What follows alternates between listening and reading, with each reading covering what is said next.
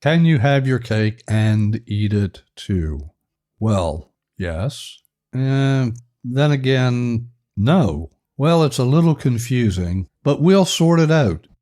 Oh, and by the way, you're also going to discover how this phrase led to the identification and arrest of Ted Kaczynski, the infamous Unabomber who terrorized the world for nearly 2 decades.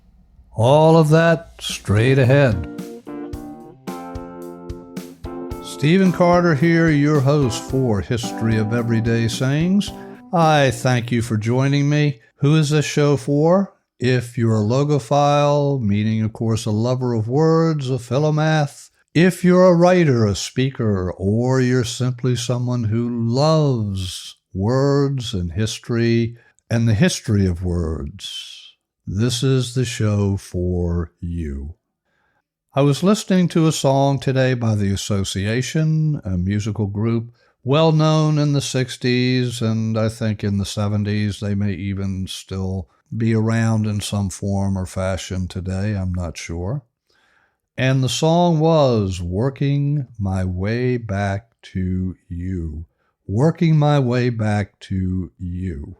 The second section of the song goes, when you were so in love with me, I played around like I was free. Thought I could have my cake and eat it too. Oh, how I cried over losing you. And the song goes on, for every day I made you cry, I'm paying girl till the day I die. I'll keep working my way back to you, babe, with a burning love inside. I'm working my way back to you, babe, with a happiness that died. I've listened to that song Lord knows how many times. And this time, as I heard the phrase in the song, thought I could have my cake and eat it too, I thought, I wonder where that phrase comes from. And that led me to the investigation that I will share with you in this very episode. Let's begin with one of my favorite resources, phrases.org.uk. What's the meaning of the phrase, you can't have your cake and eat it too? You can't have your cake and eat it too. The answer here, you can't have two desirable but contradictory options. You have to choose. This proverbial saying is first found in John Haywood's 1546 glossary, a dialogue containing the number, in effect, of all the proverbs in the English tongue. And the original in that work, wold ye both, eat your cake and how your cake. So let me spell this. This is interesting. W-O-L-D-E, wold, ye, Y-E, both, eat, as in both eat your cake and how your cake. Would you both eat your cake and how your cake? Or in a more modern English phrase, would you both eat your cake and have your cake? This site goes on to comment, the meaning of many medieval proverbs isn't clear.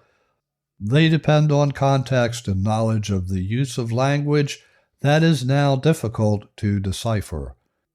However, you can't have your cake and eat it too is unambiguous and meant the same to the Tudor court, where it originated as it does to us.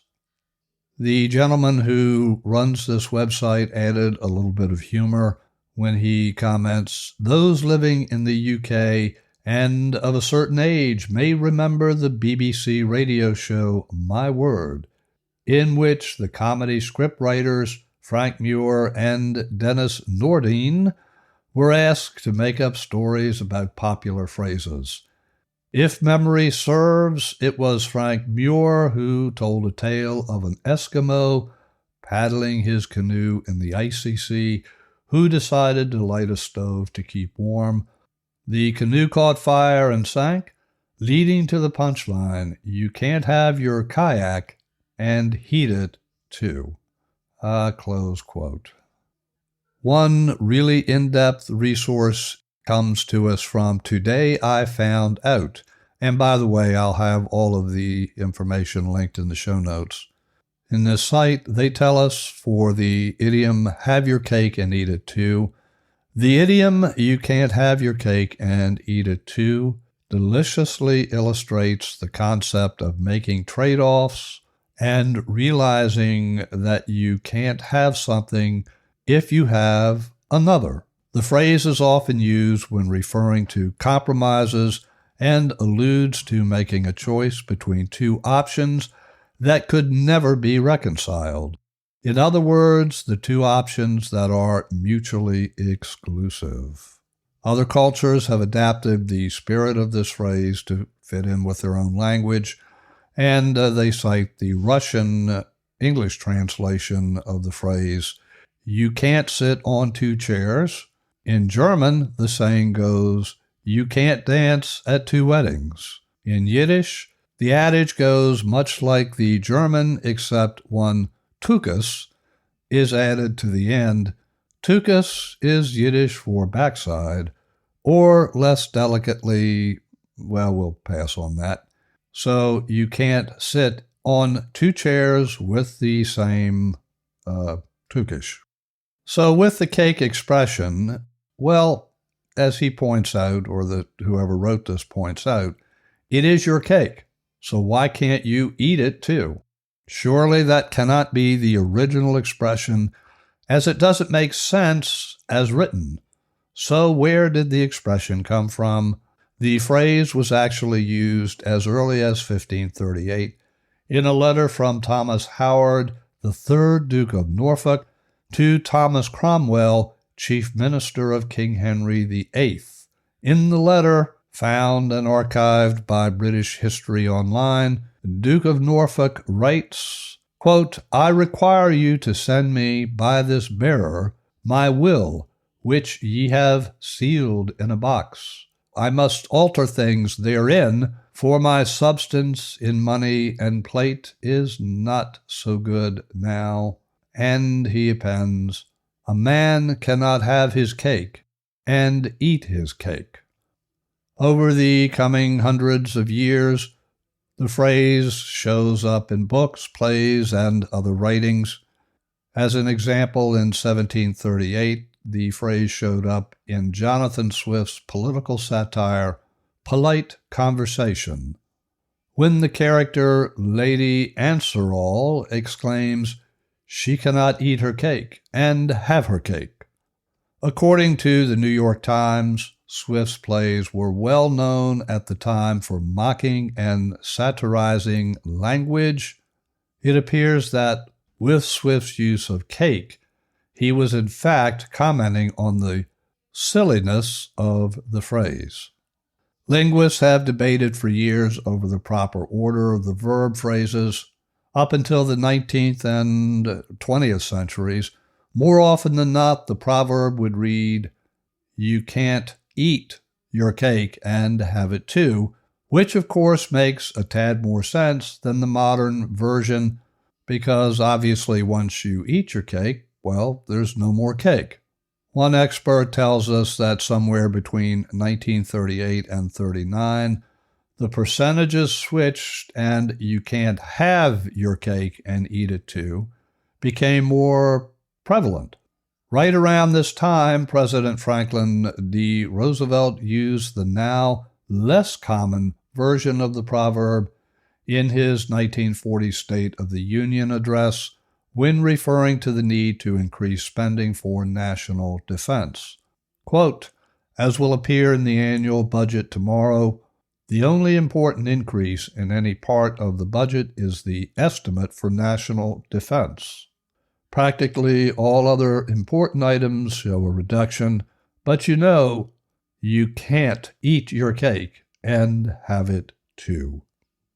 This phrase showed up in a rather unusual place, the Unabomber.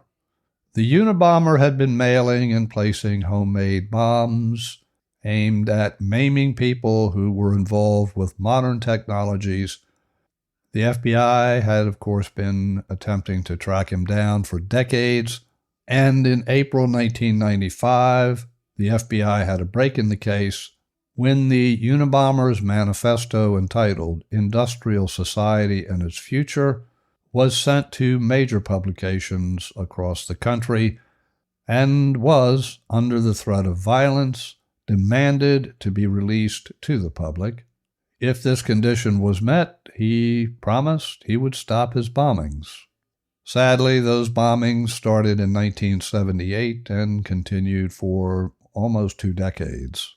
In that communication, we see the phrase, "As for the negative consequences of eliminating industrial society, well, you can't eat your cake and have it too.